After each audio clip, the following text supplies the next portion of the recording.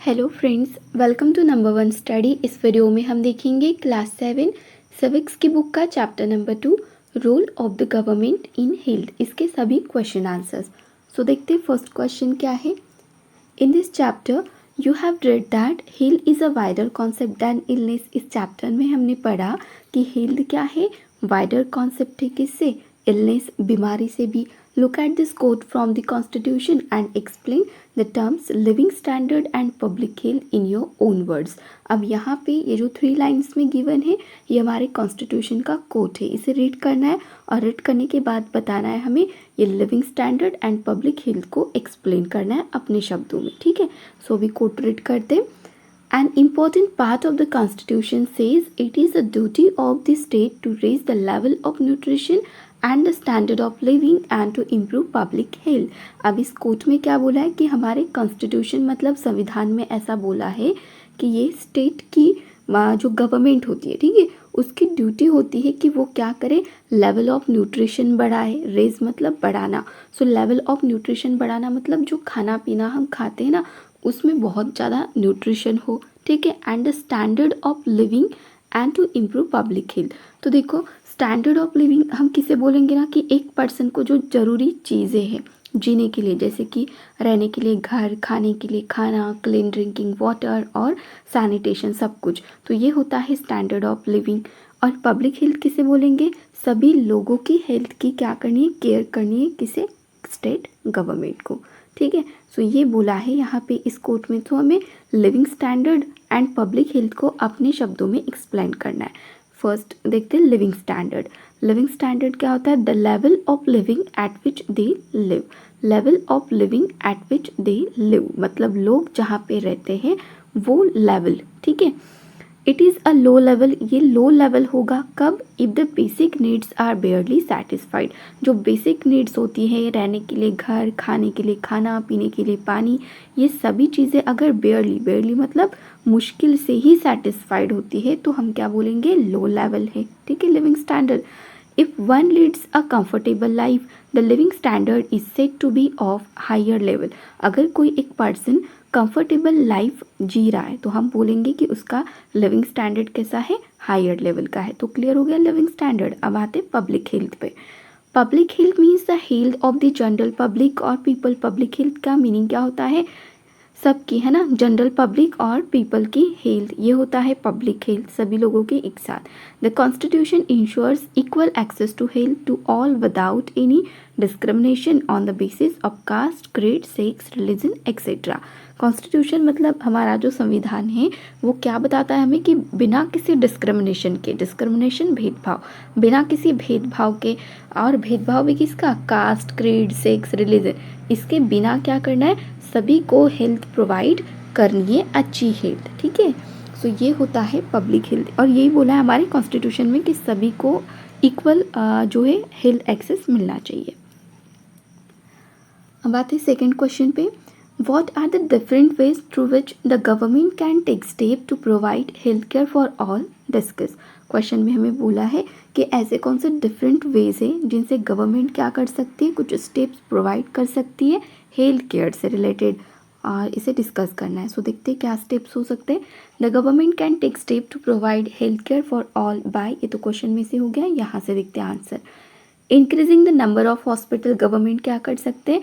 Hospitals के number बढ़ा सकते हैं, हेल्थ केयर सेंटर्स के नंबर बढ़ा सकते हैं, and family welfare centre. Family welfare centre क्या होता है? जिसे बोलते हैं ना परिवार कल्याण केंद्र, जो फैमिली प्लानिंग होती है, ठीक है, वो वाला। Organising free camps for the checkup of the general public, क्या करनी चाहिए गवर्नमेंट को? फ्री कैंप्स ऑर्गेनाइज करनी चाहिए जिसमें क्या होगा? चेकअप होगा जनरल पब्लिक का। Organising pulse polio campaign, pulse polio भी ऑर्गेनाइज करना बहुत ज़रूरी है। Spreading health awareness, health awareness को स्प्रेड करना है अमॉन्ग कॉमन पीपल में थ्रू डिफरेंट मीन्स, जैसे कि workshop, seminar and training camps can also prove to be effective ways. तो इतने सारे वेज हैं जिनसे गवर्नमेंट क्या कर सकती है, कुछ स्टेप प्रोवाइड कर सकती है हेल्थ केयर से रिलेटेड। अब आते थर्ड क्वेश्चन पे। What differences do you find between private and public health service in your area? आपके एरिया के जो प्राइवेट और पब्लिक हेल्थ सर्विसेज हैं उनमें आपको क्या डिफरेंस नज़र आता है? Use the following table to compare and contrast this. तो इस टेबल का यूज़ करना है कंपेयर करने के लिए। जैसे यहाँ पे देखो फैसिलिटी में प्राइवेट एंड पब्लिक अवेलेबल है, और हमें यहाँ पे बताना है कि प्राइवेट में कॉस्ट ऑफ सर्विस, पब्लिक में क्या होती है, अवेलेबिलिटी ऑफ सर्विस पब्लिक में कैसी होती है। सो देखते वन बाय वन। प्राइवेट में देखो कॉस्ट ऑफ सर्विस कैसी होती है, हाई, वेरी एक्सपेंसिव, बहुत ज़्यादा पैसे देने पड़ते। Availability, everything is available but on high cost, सब कुछ आपको मिल जाएगा प्राइवेट हॉस्पिटल्स में, बट पैसे बहुत ज़्यादा लगते। और अब देखते पब्लिक। पब्लिक में कॉस्ट ऑफ सर्विस क्या होता है, इधर फ्री और एट वेरी लो कॉस्ट, मतलब फ्री में इलाज हो जाता है, और अगर पैसे लगते भी हैं तो बहुत ही कम लगते हैं, ठीक है। और अवेलेबिलिटी देखो, there is always rush at the public hospital, बहुत ज़्यादा रश, भीड़ भाड़ होती है पब्लिक हॉस्पिटल में। Even though service are available there but it takes time, service available तो होती है बट टाइम लगता है, क्योंकि वहाँ पे लोग बहुत ज़्यादा है ना इलाज कराने के लिए, सो टाइम लगता है। अब देखते हैं question number 4। Improvement in water and sanitation can control many diseases, explain with the help of example. Improvement किस में, वाटर एंड सैनिटेशन में, मतलब क्लीन ड्रिंकिंग वाटर अगर मिलता है, सैनिटेशन क्या होता है, साफ सफाई, अगर इनमें इम्प्रूवमेंट होता है तो इससे क्या होता है, बहुत सारे डिसीजेस को कंट्रोल में रखा जा सकता है। तो इसे एक्सप्लेन करना है एग्जाम्पल के थ्रू। अब देखते हैं, water and sanitation are the basic necessities for the maintenance of our health, हमारे हेल्थ के बेसिक नेसेसिटीज़ है water and sanitation. Poor quality of water causes a lot of health problem, अगर poor quality water हम use करें पीने में या खाना बनाने में तो क्या होगा, बहुत सारे हेल्थ प्रॉब्लम क्रिएट हो सकते हैं। Similarly poor sanitation causes many epidemics giving birth to dangerous insect and worms, और अगर पुअर सैनिटेशन है, मतलब साफ़ सफाई हो ही नहीं रही है किसी एरिया की, तो क्या होगा, एपिडेमिक्स, महामारी हो सकती है ना, बहुत डेंजरस जो है इंसेक्ट एंड वर्म्स वहाँ पे क्रिएट हो सकते हैं, जो क्या करेंगे फिर और भी ज़्यादा बीमारी फैलाएंगे।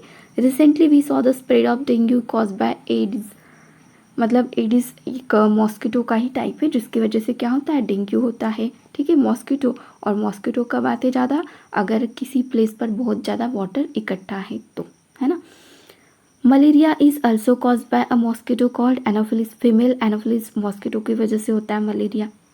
Improvement in water and sanitation can control this happening, तो इसीलिए वाटर एंड सैनिटेशन में ही इम्प्रूवमेंट करना चाहिए। सो इससे क्या होगा, बहुत ज़्यादा डिसीजेस जो है वो स्प्रेड नहीं होंगे या फिर होंगे ही नहीं, है ना। और क्यों हमें वाटर के ऊपर ध्यान देना है, सैनिटेशन के ऊपर क्यों, क्योंकि ज़्यादा से ज़्यादा जो बीमारी है वाटर बॉर्न होती है और इन मॉस्किटोज़ वगैरह की वजह से होती है, और मॉस्किटो ज़्यादा से ज़्यादा तो वाटर पे ही होते हैं। क्लियर हो गया, यहाँ पे हमारे सभी क्वेश्चन आंसर्स कंप्लीट हो गए। अगर वीडियो अच्छी लगी हो, हेल्पफुल लगी हो, तो वीडियो को लाइक करना, अपने फ्रेंड्स के साथ शेयर करना और चैनल को सब्सक्राइब जरूर करना। Thank you.